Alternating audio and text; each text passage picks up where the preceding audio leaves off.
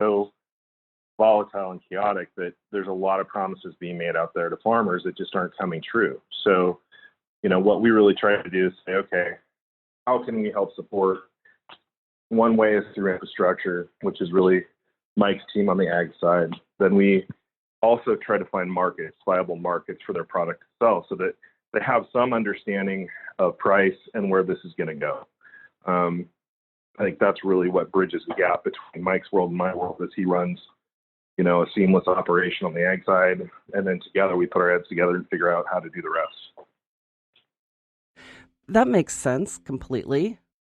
And the advantages for farmers to start rotating their crops, from my understanding, it's really beneficial to the soil. It's a great way to sequester carbon, to relax the land from the chemicals that are being used on, the other crops. What are some of the other advantages that you explain to people and why they should begin to integrate hemp into their farming operations? Well, I think that, there's enough information now, and I think by and large, most farmers understand the value of crop rotation, but it's the current subsidy program and insurance programs that hold that back. Corn and beans are, those are insured. A clover cover crop is not.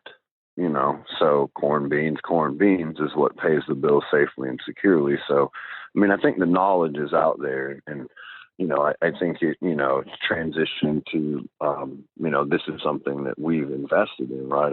We've funded research at Kentucky State University to figure out what the best rotations of crops are for a long term. It builds biomass, it stores carbon. Every time you till a field or run a piece of equipment over the field, you're losing carbon, so there are significant values to cover crops, but it's just not incentivized.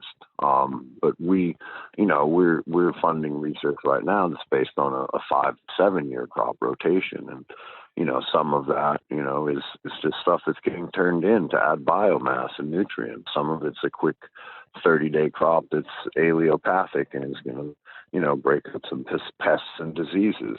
So, there's a lot of things that cover crops provide in terms of benefit for the land and the soil, but the subsidy programs are just not there to incentivize people to really do that. So the only incentive is, a 15 to 20% increase at the wholesale level for being organic or regenerative organic or, whatever the next label is. Well, it's interesting that cover crops aren't insured. And, hemp is more than just a cover crop, too. It's a great rotational crop that's also something that can be monetized because there's a demand for it. Isn't that right? Absolutely. A hemp grain crop is leaving anywhere from 6,000 to 7,000 pounds of residue on the field, right? And that residue in the hemp plant is primarily cellulose, which is primarily carbon, so you're, just growing a grain crop and mulching your residue is a tremendous benefit to your soil. And then you can drill a crop right into the top of it without having to turn the soil over again. So and then the same thing for fiber crops, right? There's a tremendous benefit to it, whether it's just as a quick winter kill crop so that you have a mulch for the next spring, or whether it's a byproduct of your primary crop. There's a tremendous value in it. And the amount of biomass and long taproot allows it to scavenge micronutrients from way down. So, it's a great recycler of nutrients in the soil. Yeah, and as far as sequestering carbon is concerned, it's right up there with, it's actually more than flax and others that are known for their ability to sequester carbon. So, yeah, it seems like the upside is just tremendous for farmers. So is there anything else that you think is really important for farmers or legislators to know about what you're doing? And let me ask you this, with the infrastructure that you're investing in, what are some of the specifics? So we've been investing in, the main one was a dryer this year. which is a dryer it was actually a converted dryer from a hops system.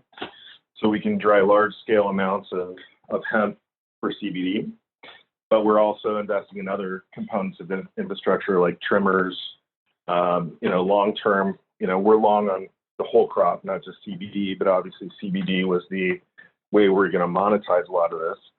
And we're looking at, decortication and other aspects down the road that will be able to support sort of that old, hub and spoke farm infrastructure, which we find with the grain silos and guys processing grain. That's what their way is and is moving towards.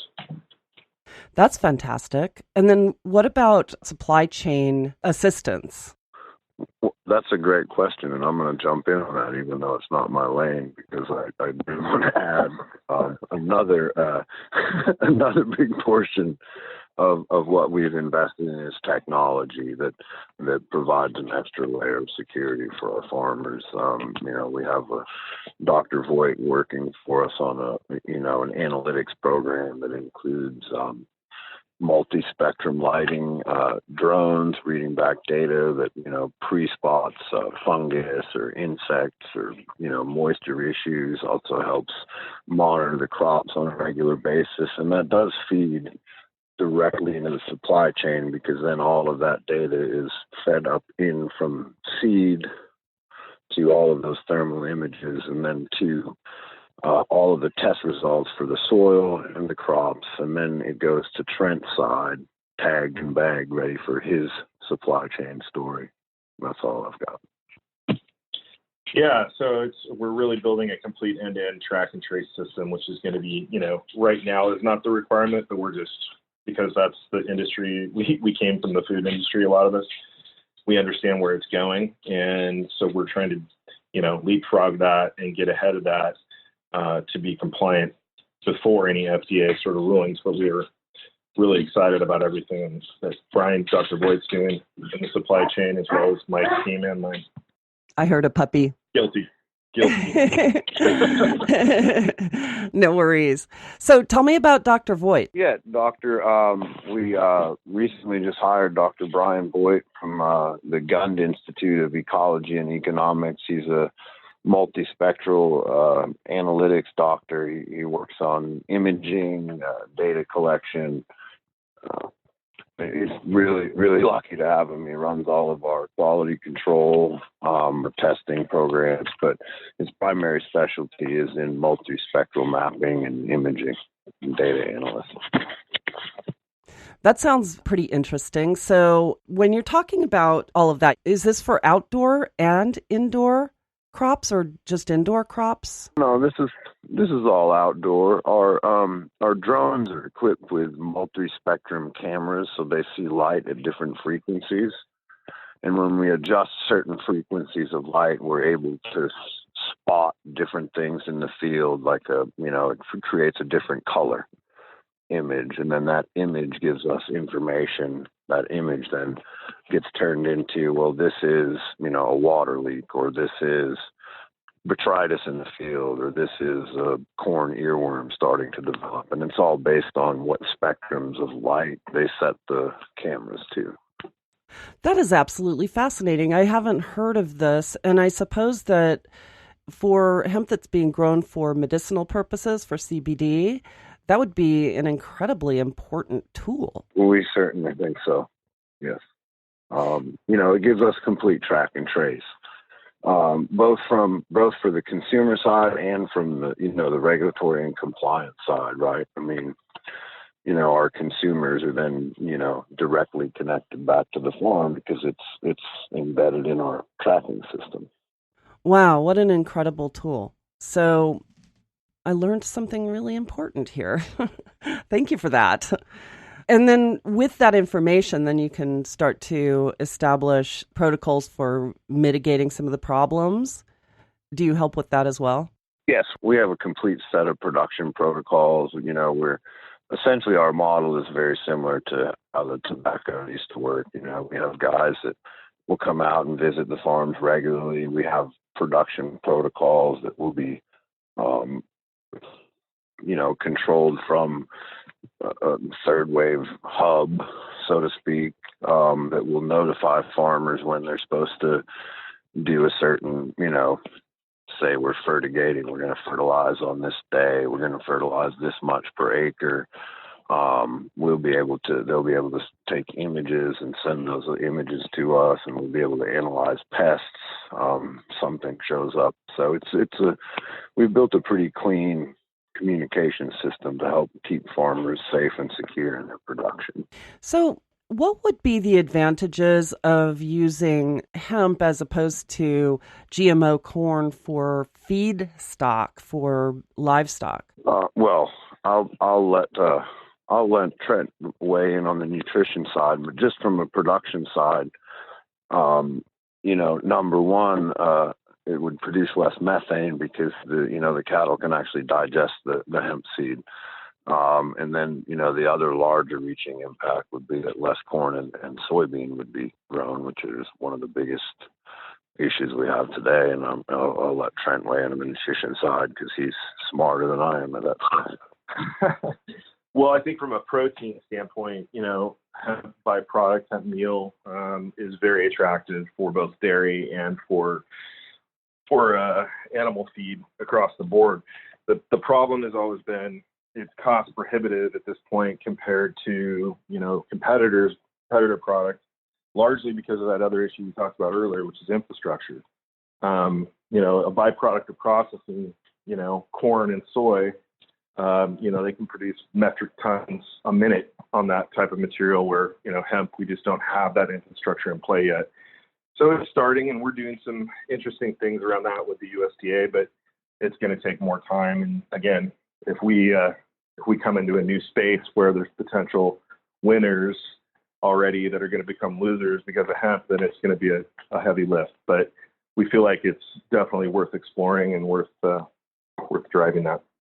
And how do you, back to the supply chain, with some of the uses of hemp, people who are growing it for CBD, obviously there's a tremendous leftover byproduct or scraps and that sort of thing. I mean, are you educating people about how to use some of that waste product, or it wouldn't even be waste product, really? I mean, if they're growing hemp for CBD, for example, then you've got large portions of the plant that are not being used in the CBD supply chain. How do you have them make use of the entirety of the plant if that's what they're specifically growing it for?